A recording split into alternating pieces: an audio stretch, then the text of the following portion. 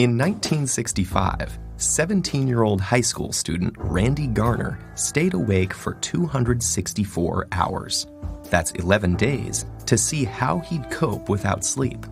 On the second day, his eyes stopped focusing. Next, he lost the ability to identify objects by touch. By day 3, Garner was moody and uncoordinated. At the end of the experiment, he was struggling to concentrate, had trouble with short-term memory, became paranoid, and started hallucinating. Although Garner recovered without long-term psychological or physical damage, for others, losing shut-eye can result in hormonal imbalance, illness, and in extreme cases, death. We're only beginning to understand why we sleep to begin with, but we do know it's essential. Adults need 7 to 8 hours of sleep a night, and adolescents need about 10. We grow sleepy due to signals from our body telling our brain we are tired, and signals from the environment telling us it's dark outside. The rise in sleep-inducing chemicals like adenosine and melatonin send us into a light doze that grows deeper, making our breathing and heart rate slow down and our muscles relax. This non-REM sleep is when DNA is repaired and our bodies replenish themselves for the day ahead.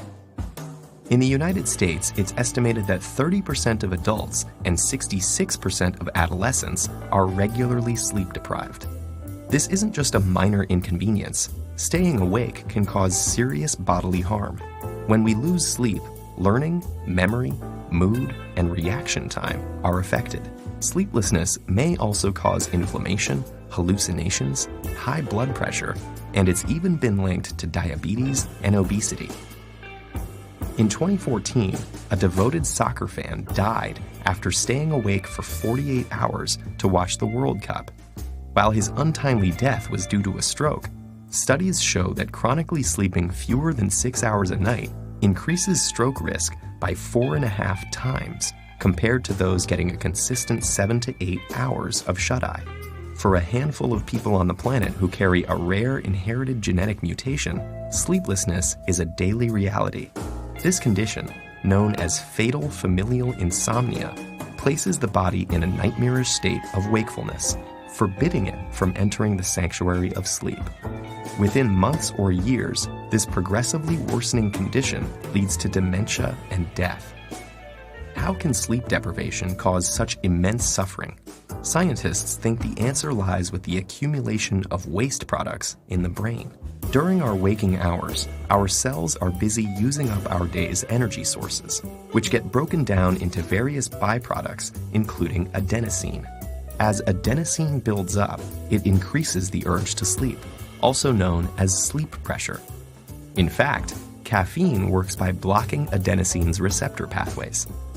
Other waste products also build up in the brain, and if they're not cleared away, they collectively overload the brain and are thought to lead to the many negative symptoms of sleep deprivation.